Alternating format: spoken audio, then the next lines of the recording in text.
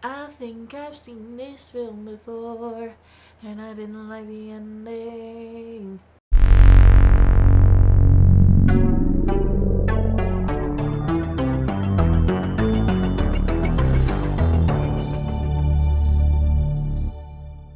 Welcome back to Ever Disney Movie Ever. My name is Jess and I'm watching Ever Disney Movie Ever. Today I'm going to be talking about Folklore, the Long Pond Studio Sessions. Folklore, the Long Pond Studio Sessions is a 2020 Disney Plus original release about Taylor Swift playing through her album Folklore and talking about each song. It is written, directed, and music by Taylor Swift, cinematography by Ethan Palmer, editing by Laura Randolph. This was listed as a hybrid of a documentary making of and also a concert film. I would not agree with that description. This is quite literally Taylor Swift talking with her co-collaborators about how ideas came up, what they thought of when they were writing whatever, and then them performing the song. It is not a making of. We, at the very beginning, get Taylor Swift being like, oh my god, I'm putting a studio in my house, which I've heard of other people doing, but I've never done. I can't believe we're doing this. And then you don't see her record anything. You don't see a making of. You don't see their collaborative process. You don't see anything else really filmed. It's just them at Long Pond Studio talking about the film, like talking about each song and then performing each song. It was filmed without a crew because of COVID. It was filmed entirely in the Long Pond studio, and it was considered cottagecore. It was released on Disney Plus in 2020. It has 100% Rotten Tomatoes, but no consensus because there's only 13 reviews. Jimmy Fallon made a parody, and Queen's University at Kingston in Canada offers a course titled Taylor Swift's Literary Legacy. The film looks nice. It's obviously very high quality cameras set up pointed at them while they're talking, and then the same while they're filming themselves perform. It is all just a bunch of different cameras set up to capture them while they're performing. But it's high quality, so it looks nice. This is slow because it's literally like talk about the album, talk about the song, play the song, talk about the song, play the song, talk about the song, play the song, talk about the song, play the song, talk about the song, play the song, and so on and so forth for like 16 or 17 songs. So it doesn't really have like a peak and a breath and a whatever. Like they're just, this is what this song was about. This is why we thought this. This is what we thought of this. This is what we thought of this. Here it is. And so there's no real, like, rhythm to it. It really just feels like a showcase. I get, like, they made it for COVID, you know, and it was something for people to ingest during that hard time. But it's not, like, you know, the best edited film. Alright, I think this is where I out myself as a casual Taylor Swift fan. I am not a Swiftie. But I also, like, am not I won't listen to her, I hate her. I listen to the stuff that I hear and like, and I don't listen to the stuff I don't really hear and like. And this is gonna be really controversial, but, like, Lover, Evermore, Folklore, Evermore, I'm good. This was an era of Taylor where the songs didn't really strike me. I wasn't particularly interested, if I'm so honest. She was bringing me back with Midnights. I was a little bit like, oh, okay, we got some good stuff here. And then Tortured Poets Department lost me a bit, gonna be fully honest. And then Life of a Showgirl, I don't have an opinion really yet. I haven't really heard many of the songs. I've heard some that sound like other songs. And I've heard some of the lyrics, which, but I suppose I'll reserve judgment until I listen to it myself. So I'm going to take this track by track because that's how the film is. Number 1, I believe, is called The One. It was fine.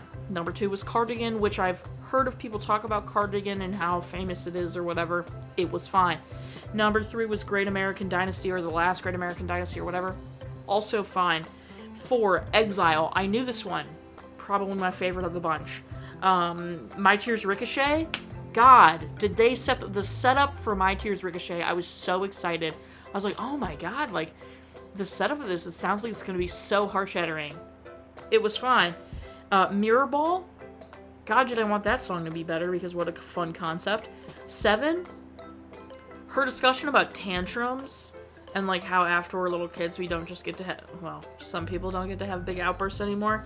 That was a very interesting concept. I was kind of intrigued about that. And then 7 is the most mid song. Like, what are we talking about? August, fine. I did recognize that song. Might be my second favorite. This Is Me Trying, fine. Illicit Affair, it kind of is starting to all sound the same, if I'm being so honest, which I know people are going to be upset about. Invisible String, I liked the guitar. They talked about the, like, you know, retro sounding guitar. That's the part of it I liked. Mad Woman, oh my god.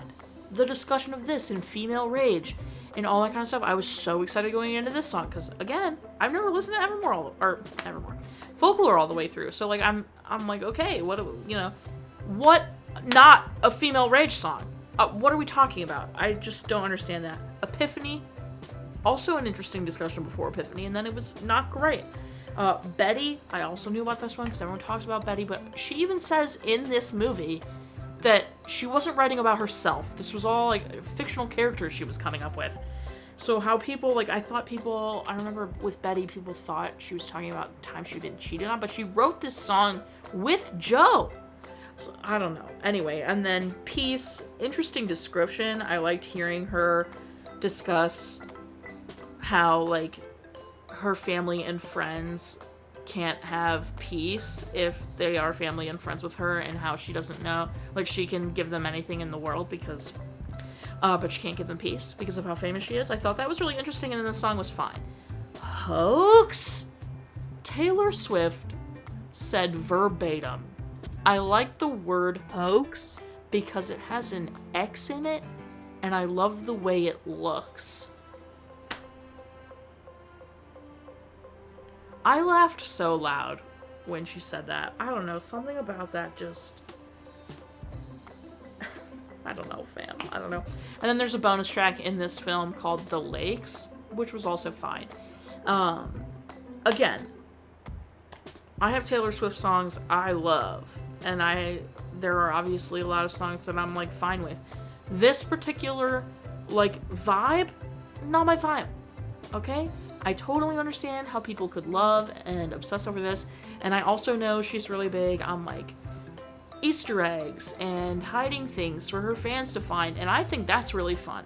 I love that she does that for her fans to make it that much more interactive, so it's, you know, not just, like, just listen to this music I made, but it's very, like, interpret this way, find this little Easter egg, where does this tie to, find this, like, I think that's really fun. I love that she does that. She's done that from the beginning. She, like, I think it started with, like, a CD book back where she, like, capitalized certain words, and then they were able to find, like, a secret message, and from there it snowballed, and I love that she does that kind of stuff. This album, not particularly my cup of tea. All the songs started to sound the same. She would talk about, like, these messages or these things she wanted the song to cover, and then it would be the most, like, generic sounding song compared to the other songs too, that I was like, what are we talking about here? I don't understand. So, it left some to be desired for me. I don't know if I have a favorite part. Maybe the parts where they were actually discussing the songs and, like, what their intention was for each song, because that made me, like, excited for each song, but then the actual songs would, like, be kind of a letdown. My least favorite part, her saying she likes the word, like, she's a famous lyricist. Like, you would think she loves the word hoax because of its meaning, and then it's, like, all this, like, poetic stuff she could say about the word hoax, and she says she loves the word because it has an X in it and because of the way it looks. That, like, felt so... This is gonna sound really mean. I don't know enough about Taylor Swift to have any... Please, all love, but that sounded very childish to me. To just say, like, I love the word hoax because it's got an X in it, and love the way it looks. Okay. And, like, maybe because she's a lyricist, she has, you know, she falls in love with the way words look and certain letters, and that's great. Love that. But just I don't know. That felt so anti-poetic to me. And it's probably my least favorite part of the film, even though I laughed so loud. And then I would be remiss if I didn't say something about the fact that she's a billionaire. Guys, I know a lot of people love Taylor Swift and they keep saying, like, you know, but she's okay. She's a billionaire. Like, no one should be a billionaire. Everybody's gotta chill, okay? She either needs to donate more money than she already probably donates to get out of billionaire status, or she needs to start being a lot more outspoken. I know she can be pretty outspoken about stuff. I mean, she did endorse Kamala Harris, which is great, but she's a billionaire, and that's always yucky. So, that's yucky.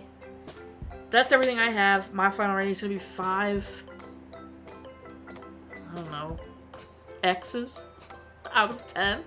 Our total movie count is. Parent death toll and cry count are still the same. If you want to keep up with what movie I'm watching when, follow me on all socials, find out movie and my website. Check out my website! I put up videos every Monday and Friday and sometimes Wednesday. Join Patreon. Got a tier starting at just $1, where you get every video week early, tiers above that, daily trivia, monthly postcards, bonus content, etc. Buy merch. Merch great, merch grand. Until next time, comment, like, subscribe. I'm not in charge of your life. You are, so do you, and don't. There's really not anyone to. I mean, don't be a billionaire.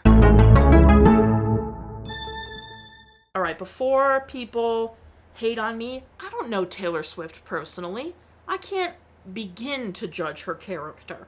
So don't come out here being like, you're a Taylor Swift hater, you don't even know. You're right, I don't know her. I would never want to pass judgment on her as a human being. Like, until I had more of a relationship with this person. I'm sure she is lovely. And I think she's very talented and very beautiful. And I just would love to see the billionaire status change, okay?